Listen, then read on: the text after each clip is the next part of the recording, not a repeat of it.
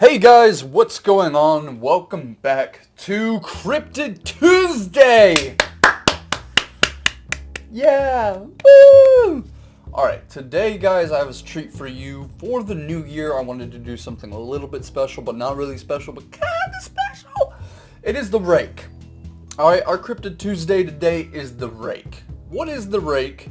Why is the Rake? How is the Rake, right? I think this is where cryptozoology starts to trail off into another direction, maybe the supernatural direction or even extraterrestrial direction, right? This is the kind of cryptid that defies science, and therefore not really my favorite, right? I like cryptids more like skunk ape, or cryptids more like the chupacabra, where there could be scientific backing behind these creatures. Excuse me. And I do apologize, my battery's super low, so I couldn't record sideways.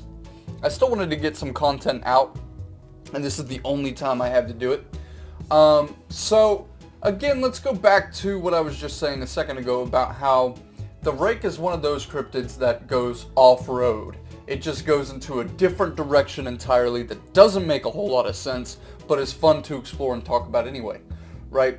So, the Rake is described as this creature that has two front spear-like arms. As you can see in this picture here, let me see if I can zoom in real quick. So it has these two front spear-like arms that it walks on, and it sort of drags its hind legs behind it, and its hind legs almost act like a kind of push muscle. Like if you were to look at this thing's legs, it pushes forward as it steps and stabs, almost like a praying mantis. A humanoid praying mantis would be a good way to really describe it. So its legs are almost faced in an opposite direction, giving it a push force forward, I guess? Like a spring. It springs forward, and I think the reason for this is because it was designed to strike downward. So it leaps up, and with its two spear-like bone, it's got a very hard bone for spears on its front arms. They almost come down like spears and just stab you from above. And we've seen this in multiple videos, whether it's doctored or not, where the Rake is always seen jumping and leaping.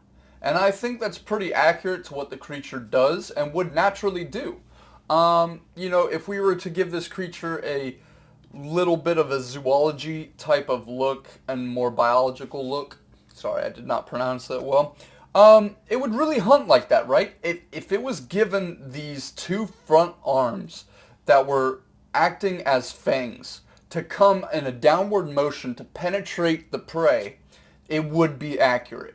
And if it is a predator, it would need spring-like back hind legs in order to jump that high and downward on to its prey. So I do think that's accurate as far as looking at this from an economic, or not an economical, but ecological standpoint on how it would interact with other species in the area, especially its prey. Now, where's the Rake's origin? There's a lot of theories where this thing came from, right, as far as sightings go. But it's never really profound. A lot of people like to speculate it's from Native American folklore. I don't think that's really the case. Because what's depicted of Native American folklore is more of a shape-shifting beast, right? And this is definitely not shape-shifting. This has a single form that we see time and time and again through sighting, and it's really got an amazing design that I think captivates our fears, right? I mean, look at this thing. Glowing eyes, skull-like sunken face, very demonic looking creature. The way it moves is just so unnatural. It's just creepy. And of course, this took hold of modern media and pop culture by storm. People just love to look at this thing. Movies, video games, horror, just the whole genre of popular media just swarmed around this creature.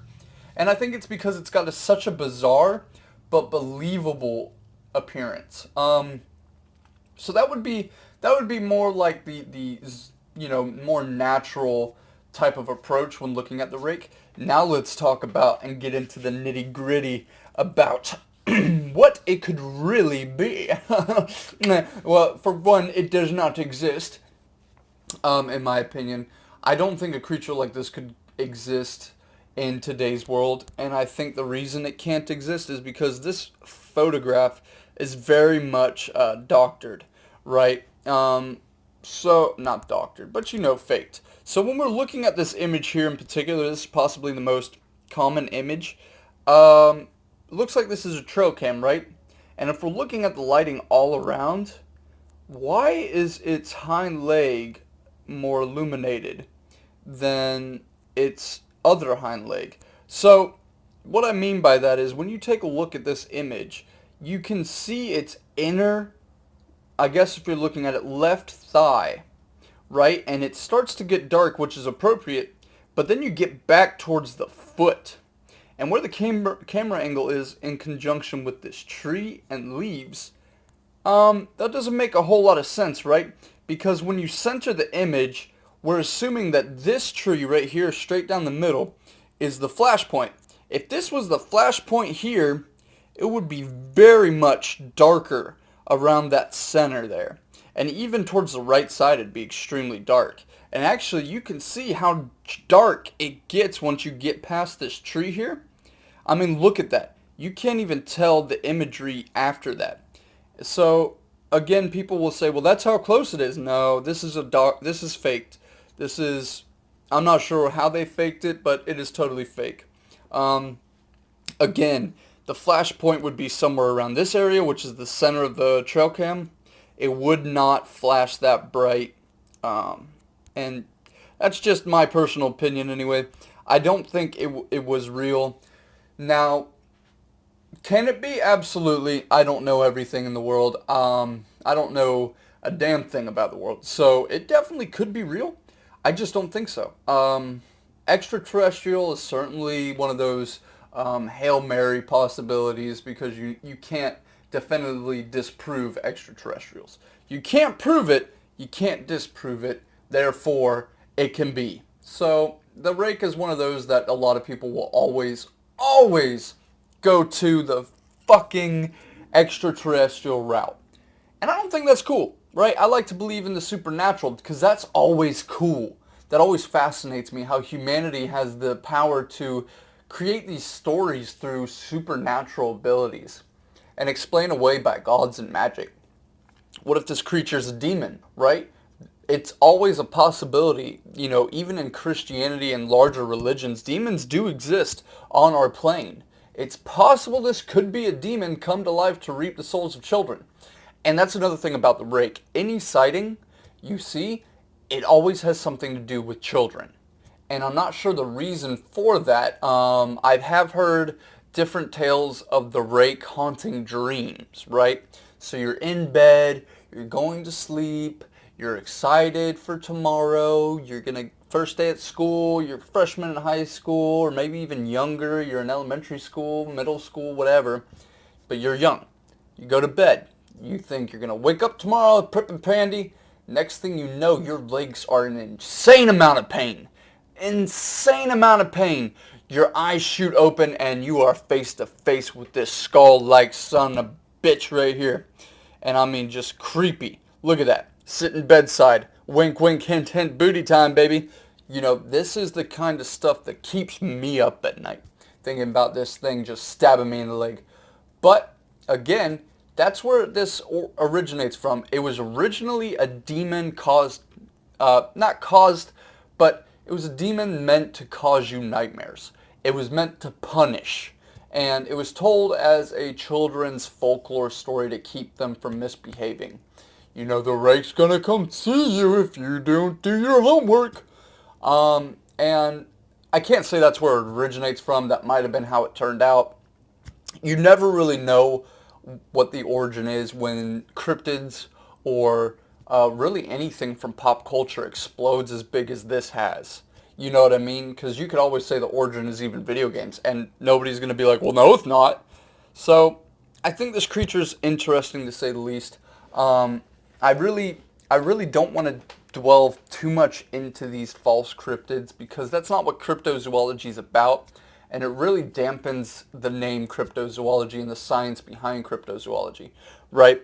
And I constantly, sorry Angelica, I cannot talk right now, but I constantly bicker back and forth with people about whether or not cryptozoology is a pseudoscience, and I don't believe it is. I believe there's wonderful opportunity and exploration still out there and up for just the seizing and finding. We just got to get out there, guys, and look for these things.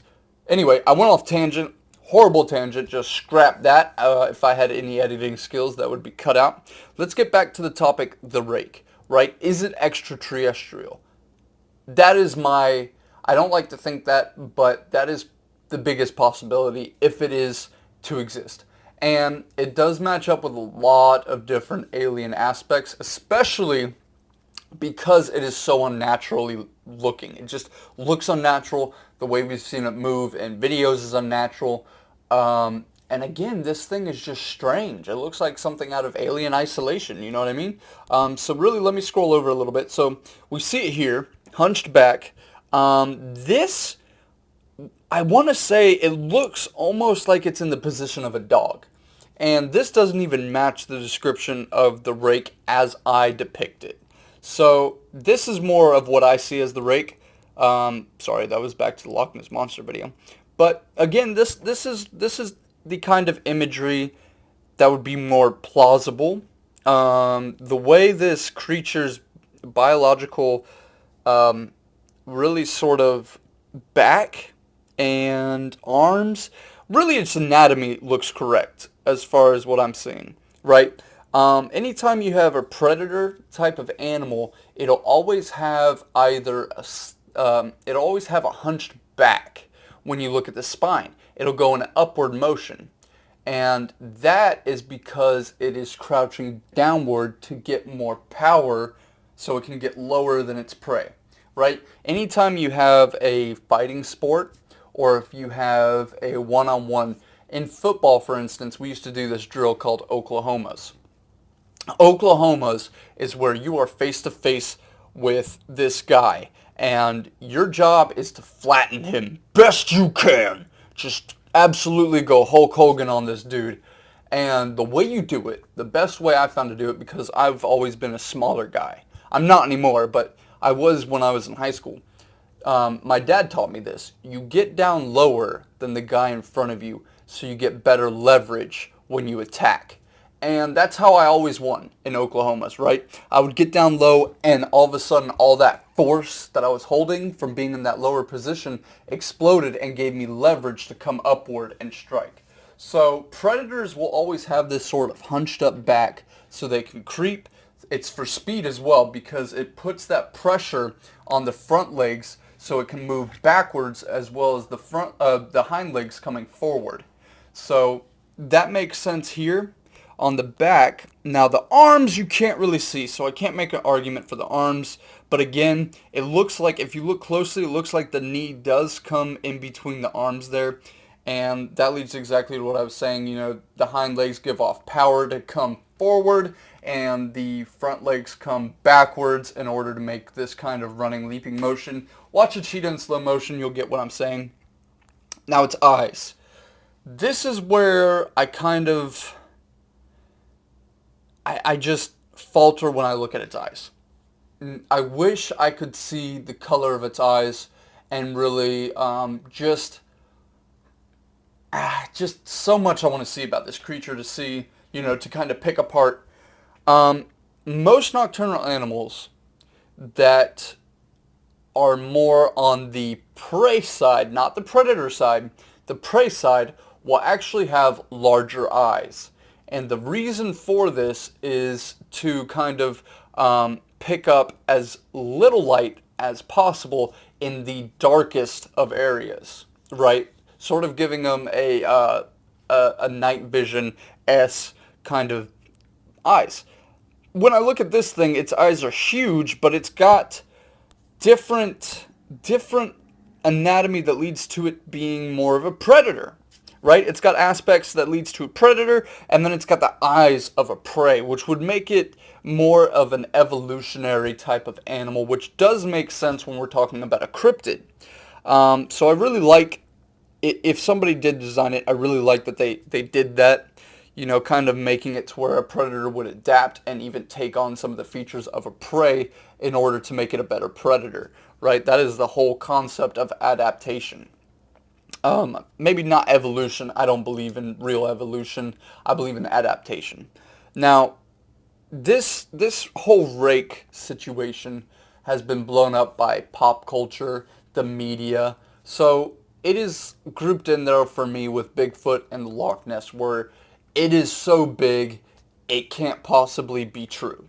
And a lot of people are going to hate me about that, but it is what it is, guys. Let me know what your opinions are down below in the comments. Don't forget to like and subscribe. It shows me a lot of support to keep doing this. I really like talking about cryptids. This video was kind of made in a hurry, and I have a lot on my mind, so I've been stuttering a lot, and I do apologize. But anyway, guys, thanks for tuning in today. Cryptid Tuesday is still going strong. I haven't forgotten. I almost did today, but the next cryptid is possibly going to be something lurking behind you. Alright, guys, take it easy, and Happy New Year.